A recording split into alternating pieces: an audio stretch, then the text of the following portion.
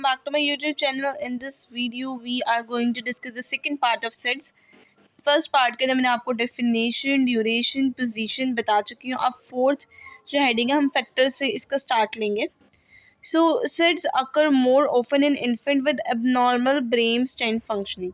SIDS उन बच्चों के अंदर मोस्टली होता है जिनके अंदर जो है वो एबनॉर्मल ब्रेन स्टेम फंक्शनिंग, उनका जो ब्रेन स्टेम फंक्शनिंग है वो सही ना हो रहा, उनके अंदर होता है जो SID होता है इन्वॉल्विंग द न्यूरो ट्रांसमीटर स्टीरोटिन. ठीक है ना. सो ये आपने ये जो मेन बात है ना वो ये याद रखने की उन बच्चों के अंदर जो होता है जो एबनॉर्मल, जिनका ब्रेन स्टेम फंक्शनिंग एबनॉर्मल हो, फंक्शनल एबनॉर्मल हो. सीरोटिन जो है ना वो याद रखना है कि न्यूरो ट्रांसमीटर MCQs के लिए ज़रूर आ सकता है. ये MCQs या फिलिंग द ब्लैंक्स. सो हार्ट अर्थरमा सॉरी एक मिनट, यहाँ पे हम देख रहे हैं कि हार्ट अर्थाइमियाज जो है वो एस्टिमेटेड है 50% केसेस सेट के साथ. सेकेंड आगे कि यहाँ पे जो होती है gene mutation over linked in the occurrence of, कि यहाँ पे जीन म्यूटेशन होती है ना, तो इसकी वजह से जिनको ये डिजीज़ हो हार्ट अर्थाइमास, उनको होती है सिड की ज़्यादा 50% ज़्यादा चांसेस होते हैं एज़ कम्पेयर टू नॉर्मल. सो कुछ बच्चों को सिड इसलिए होता है क्योंकि उनको स्लीप एपनिया होता है, डाई ऑफ सिड. जिनको स्लीप एपनिया होता है उनको भी ज़्यादा चांसेस होते हैं कि वो सिड की वजह से मर सकते हैं. अब ये sleep apnoea is a temporary cessation of breathing when the airways is completely blocked, usually for 10 seconds or longer. अब ये आपने इसने स्लीप एपनिया की इसने आपको डेफिनेशन प्रोवाइड कर दी है और इसके अंदर कोई कॉम्प्लेक्स चीज़ नहीं है. ठीक है. अब हम कहते हैं breast feeding is linked to the lower level of SIDS. फिर lower birth weight infant 5 to 10% more likely to die of SIDS than that of normal. कि जिनका वेट कम होता है वो सेड की वजह से मर सकते हैं. जो ब्रेस्ट फीडिंग जो कर होते हैं बच्चे उनको कम चांसेस होता है क्योंकि उनके रिस्पिरेटरी जो ऑर्गन्स हैं वो अच्छे तरीके से होते हैं. जो पेसिफायर यूज़ नहीं करते, जिसको चूसनी वगैरह कहते हैं, वो उनको जो है वो जो यूज़ नहीं करते उनको ज़्यादा चांसेस होते हैं कि वो सेड हो सकते हैं. जो यूज़ करते हैं उनको कम होते हैं. ऐसे इन्फेंट जिनका भाई या बहन पहले जो है वो सिड की वजह से मर गए, उनके डबल चांसेस 2 to 4 टाइम्स ज़्यादा होते हैं कि वो भी सिड की वजह से मर सकते हैं.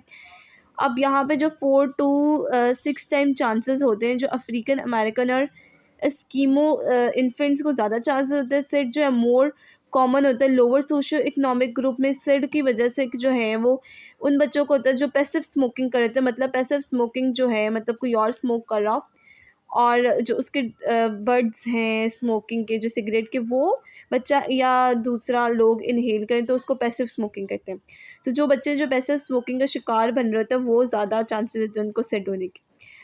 अब यहाँ पे आपकी बात आ जाती है कि बेड शेयरिंग की वजह से सेड होता है. ठीक है ना. और सॉफ्ट बेड की वजह से भी हो सकता है क्योंकि सॉफ्ट बेड जो है ना, बच्चा अगर बहुत ज़्यादा बेड सॉफ्ट है तो अगर आप बच्चे को अंदर लटाते तो अंदर ही धंस जाएगा, तो सफोकेशन हो सकती है सिंपली. अगर जो बच्चों के अंदर जो है वो सिड के चांसेस कम होते हैं जिनके कमरे के अंदर फ़ैन की वजह से ये है कि वेंटिलेशन हो रही होती है, सफोकेशन क्रिएट नहीं होती. So it was all the 13 points factors affecting the SIDS. So यहाँ पे अब आप देखेंगे it is generally accepted that the most critical factor in predicting whether an infant is develop from SIDS is prone sleeping. ठीक है. Prawn position पे बच्चों को नहीं सुलाना. ठीक है. यहाँ as a public awareness has grown regarding the importance of not letting infants sleep in the prone position.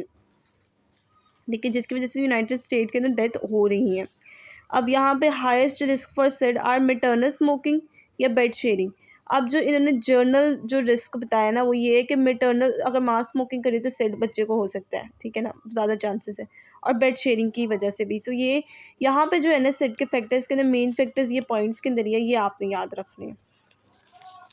अब हम कर लेते हैं स्लीप एंड कॉग्निशन डेवलपमेंट. अब कॉग्निशन के मुझे ख्याल से आपको बताने की ज़रूरत नहीं है, लेकिन क्योंकि मैं बहुत बार बता चुकी हूँ आपको, लेकिन मैं फिर भी आपको इन शॉर्ट में बता देती हूँ कि व्हाट इज़ कॉग्निशन डेवलपमेंट. जो आपकी इंटेलिजेंस से रिलेटेड ब्रेन जो डेवलपमेंट होती है वो कॉग्निशन डेवलपमेंट में जाती हैं. सो स्लीप जो है वो कॉग्निशन डेवलपमेंट में बहुत ज़्यादा इम्पॉर्टेंट रोल प्ले करती है.